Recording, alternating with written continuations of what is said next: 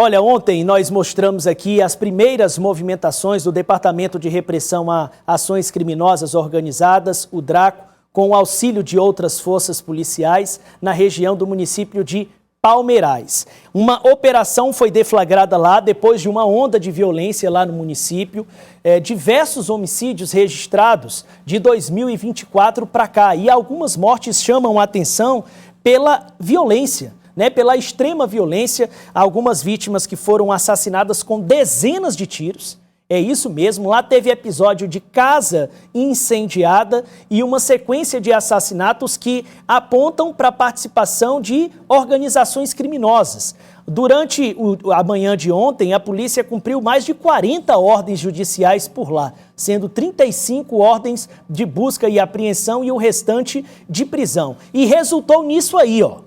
Resultou na apreensão de armas, resultou na apreensão de munições, algumas pequenas porções ali que remetem a entorpecentes, entre outras coisas, arma longa, arma curta e tudo isso resultado desse trabalho, um revólver ali também, realizado ontem, não só em Palmeirais, mas também em Parnaramba. Nós estamos recebendo aqui no estúdio do Notícia da Manhã o diretor do DRACO, o delegado Charles Pessoa. Muito bom dia, delegado. Bom dia, Tiago, todos os telespectadores da TV Cidade Verde. No balanço, qual é o resultado dessa operação realizada ontem pelo DRACO? Pois é, Tiago, uma ação muito positiva que aconteceu dentro do Pacto pela Ordem, envolvendo toda a segurança pública piauiense, tanto a Polícia Civil como a Polícia Militar. Foi uma operação coordenada pela Polícia Civil por meio do DRACO, mas envolveu toda a estrutura da segurança pública piauiense. Inclusive, contamos com o apoio da Polícia Civil do Estado do Maranhão. E só para você ter uma ideia, Palmeirais é uma cidade pequena, né? Aqui é um município da região metropolitana, mas infelizmente a gente estava se deparando com esse tipo de situação, muitos homicídios, assaltos, tráfico de entorpecente, que era praticado por um grupo e liderado por um indivíduo, por um criminoso. Então ontem nós deflagramos uma operação, mas de um trabalho que a gente já vinha desenvolvendo há algum tempo, né? E cumprimos mais de 40 medidas cautelares, 35 buscas e apreensão, 8 prisões, 6 armas de fogo apreendidas, né? Na grande maioria delas pistolas, calibre 9mm, inclusive 2 delas estavam com o Léo Matador, que era o vulgo desse criminoso que liderava esse grupo. Então, uma ação muito positiva, retirando essas armas de circulação, fazendo a prisão desses indivíduos. 8 criminosos foram presos só no contexto da operação de ontem. Então, realmente uma ação muito positiva. Com certeza, Tiago, com certeza, ontem nós estancamos essa sangria dessa criminalidade que estava acontecendo ali na região de Palmeirais. Em relação a este que terminou morrendo no confronto lá com a polícia, que crimes são atribuídos a ele, delegado? Por que ele se tornou um investigado do DRACO? Quando a gente se deparou com esses homicídios, que o secretário, o delegado-geral, determinaram que a gente intensificasse esse trabalho na região de Palmeirais, logo nós identificamos uma célula do primeiro comando da capital atuando ali na região. E essa célula era liderada justamente por esse indivíduo de vulgo Léo Matador. Olha o nome do vulgo desse criminoso, Léo Matador. Responsável por diversas mortes, foi ele o responsável por incendiar uma casa. Só para você ter uma ideia, uma das vítimas, ele efetuou mais de 40 disparos só no rosto da vítima. Isso é uma forma de deixar uma mensagem, delegado, quando se tem um crime assim com esse requinte de dezenas de disparos de arma de fogo? Com certeza, é para demonstrar realmente o nível de periculosidade, né, desse criminoso. Ele, na verdade, o objetivo era implantar o medo ali perante a sociedade e perante também alguns indivíduos que também atuavam no crime e eram rivais desse criminoso. Então, um indivíduo responsável por diversos homicídios lá na região, tanto de Palmeirais como na região de Parnarama. Ontem mesmo, na região de Parnarama, ele foi abordado por diversas pessoas, cidadãos de bem, inclusive um que ia ser vítima desse criminoso. Ele foi até o nosso encontro ontem agradecer, disse que já tinha perdido 10 quilos. Ele falou, isso é um relato de uma suposta vítima, né? Estava jurado de morte. Ele chegou até a gente para agradecer, disse assim, eu perdi 10 quilos, hoje eu vivo, não consigo nem sair de casa, porque eu estou na lista desse indivíduo que, segundo ele, eu seria uma das pessoas que ele iria executar. Então tinha uma lista, delegado? Uma lista de 14 nomes. Alguns ele já tinha executado, outros ele estava planejando para executar o indivíduo, só com ele tinha uma pistola com 5 carregadores. O policial, geralmente, ele usa uma arma curta, né, e uma arma longa. A arma curta ele usa 3 carregadores, geralmente.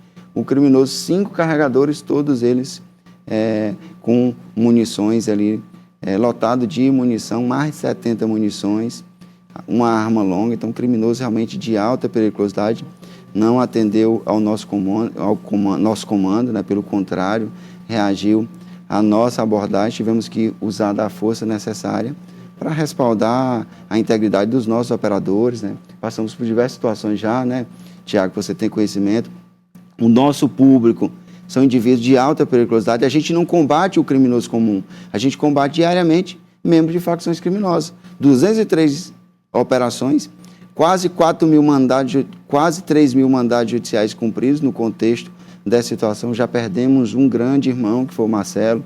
O Tiago recentemente levou um tiro no peito nessas nossas intervenções. E ontem, mais um criminoso que não atende ao comando da segurança pública. A gente precisa usar a força realmente para neutralizar um indivíduo desse de alta periculosidade. Alta periculosidade. Então, a operação de ontem, realmente, eu tenho certeza que ela trouxe um resultado muito positivo para a região de Palmeirais e com influência até no estado do Maranhão. Fala-se, delegado, que essas mortes dele, algumas delas seriam motivadas e atribuídas a uma espécie de vingança pessoal em função da morte, do assassinato de um familiar dele. Isso se caracteriza de fato ou as mortes estão relacionadas a essa ação e a esse conflito entre facções criminosas também? Tiago, o pai dele também era criminoso. E o pai dele foi executado nesse contexto dessa disputa entre esses indivíduos. O Léo Matador já era Léo Matador antes da morte do pai. Claro que com a morte do pai, ali ele identificou alguns indivíduos que tinham participado desse crime e ele praticou alguns homicídios por essa questão, realmente essa motivação de vingança, né? Mas ele já era matador, Léo Matador, já era conhecido assim na comunidade, um indivíduo extremamente violento, que o pai também integrava a criminalidade. Mas ontem nós nos deparamos com diversos relatos de pessoas que abandonaram uma região lá, uma espécie de vila, com medo desse criminoso, divulgo, Léo Matador. Diversas pessoas. Lá teve um cidadão que veio conversar com a gente, né? Inclusive nós, até com essa pessoa, nós identificamos uma moto adulterada, né? E ele foi conduzido para a delegacia e fizemos o procedimento.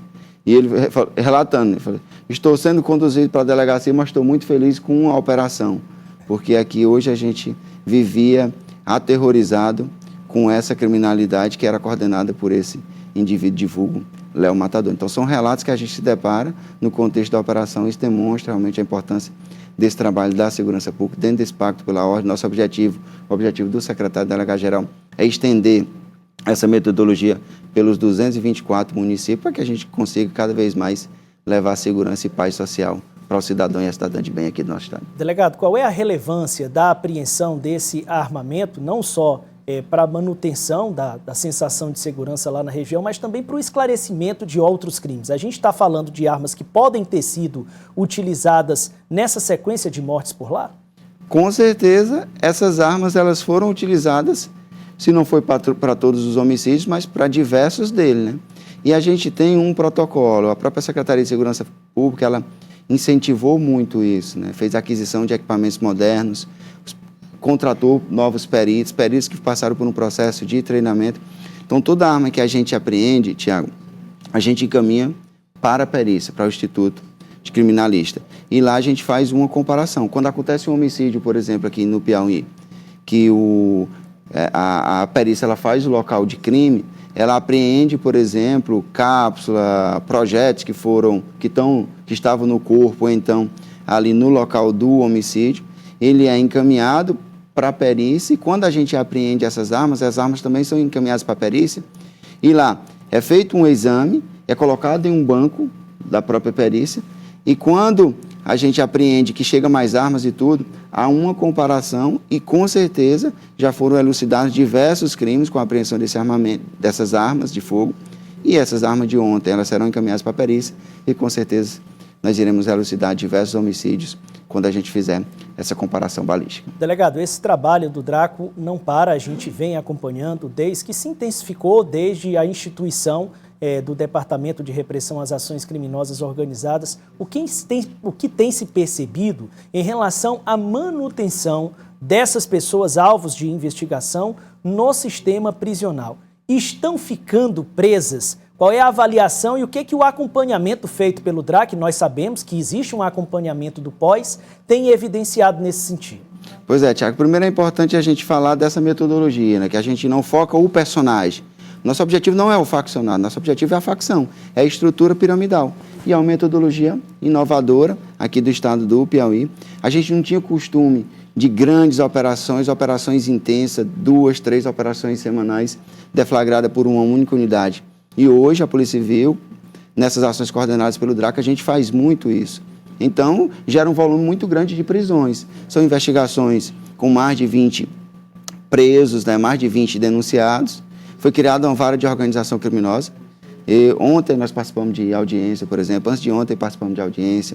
Na segunda-feira também. Então está tendo um volume muito grande de audiência agora, de instrução e julgamento, e de pessoas que estão presas, por exemplo, desde 2023.